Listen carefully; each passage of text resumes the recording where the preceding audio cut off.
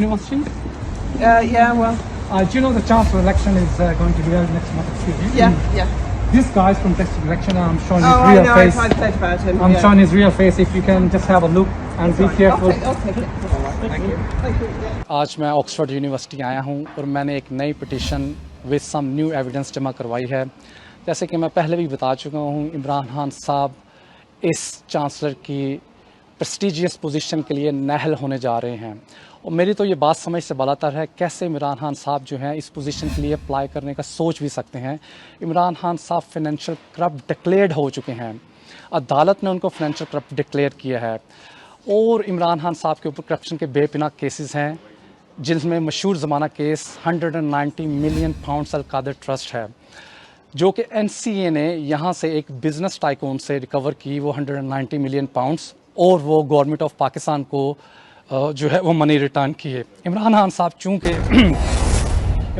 चूँकि उस वक्त प्राइम मिनिस्टर से, उन्होंने अपने एग्जेक्टिव पावर को यूज़ करते हुए वो 190 मिलियन पाउंड्स दोबारा उसी प्रॉपर्टी टाइकून को रिटर्न कर दिए और बदले में रिश्वत के तौर पर उससे जो है वो कुछ लैंड ली और कुछ गिफ्ट्स लिए।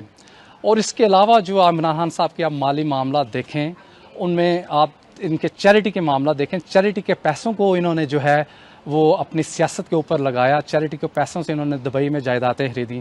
तो एक माली करप्ट आदमी जिसकी सारी ज़िंदगी जो है माली बेज़ाब्तियों से बड़ी हुई है, कैसे सोच सकता है इस स्टीम पोजीशन के लिए भी। और अगर आप इससे आगे जाएं, आप आगे देखें, इमरान खान साहब अपने आप को एक बहुत बड़ा लीडर कहते हैं। अगर आप उनकी स्टेटमेंट्स देखें जो कि बड़ी कंट्रोवर्शियल स्टेटमेंट्स हैं, उनके एक्शंस देखें, उनकी एसोसिएशंस देखें, इमरान खान साहब के जो औरतों के बारे में रिमार्क्स हैं, जो उन्होंने बोला है कि जी वुमेंस जो हैं वो रेप्ड होती हैं अपने लिबास की वजह से, मेरा ख्याल है इससे घटिया और इससे बेहुदा कोई बात हो नहीं सकती कि वो वुमेंस को जो है कसूरवार ठहरा रहे हैं। और इससे आगे चलें, अगर आप देखें इमरान खान साहब की जो एसोसिएशन है तालिबान के साथ, उसकी वजह से सारी दुनिया में इनको जो है तालिबान खान कहा जाता है। और इनके ज़माने में, इनके दौरे हुकूमत में, इन्होंने जो तालिबान दहशतगर्द रिलीज़ किए वो आज रियासत पाकिस्तान के ख़िलाफ़ जो हैं वो जंग कर रहे हैं। इमरान खान साहब की और इससे आगे चलें, अगर आप देखें तो इमरान खान साहब जो हैं, इनका मेंटालिटी लेवल देखें आप, ये क्रिमिनल मेंटालिटी के हैं, इनकी जो सोच है वो बड़ी मनफी है। ये अपने पॉलिटिकल राइवल्स को जो हैं उनको मुख्तलिफ अलकाबात से, उनको गालियों से नवाजते हैं और अपने फॉलोअर्स को कहते हैं कि जो आपके मेरे जो पॉलिटिकल राइवल्स हैं आप उन पर अटैक करें। और इनकी ज़बान और इनके अल्फाज और इनके फॉलोअर्स के हाथों पाकिस्तान का कोई इदारा महफूज नहीं रहा।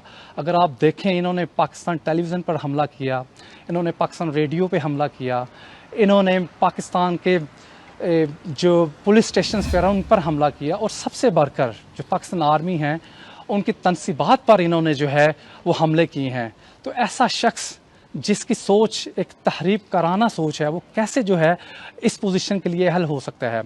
इमरान खान साहब जो हैं वो ऑक्सफोर्ड यूनिवर्सिटी को अपने पर्सनल एंड पॉलिटिकल एम्बिशंस के लिए यूज़ करना चाहते हैं, जो कि मैं किसी सूरत जो है ये होने नहीं दूंगा। ये मेरी पटिशन है जी, ये मैंने जमा करवाई है। ये आज मैंने नई पटिशन जो है विद न्यू एविडेंस, जैसे कि मैंने बताया है, ये वाइस चांसलर के ऑफिस में जमा करवा दी गई है। और इसके साथ जो इलेक्शन कमेटी के मेंबरान हैं उनको इमरान खान का चेहरा जो है वो असल चेहरा जो है वो दिखाया जा चुका है। और आज मैं आया हूँ और आज मैं यूनिवर्सिटी ऑफ ऑक्सफोर्ड के स्टूडेंट्स को, यहाँ के स्टाफ को और ऑक्सफोर्ड के लोगों को जो है मैं बताऊँगा, इमरान खान का असल चेहरा दिखाऊँगा। उसके लिए मेरे जो लीफलेट्स हैं जी, ये मैं आज डिस्ट्रीब्यूट करूंगा, जिसमें इमरान खान साहब का असल चेहरा दिखाया गया है। तो सबसे अहम खबर दे रहा हूं जी, अल-कादर ट्रस्ट 190 मिलियन पाउंड्स का वो केस, जो NCA ने ये रकम रिकवर की थी और पाकिस्तानी गवर्नमेंट को ये पैसा दिया था। ये मामला NCA ने ऑक्सफोर्ड यूनिवर्सिटी के साथ शेयर किया है और ये बड़ा डैमनिंग होगा इमरान खान साहब के लिए, मैं आपको बता रहा हूँ जी।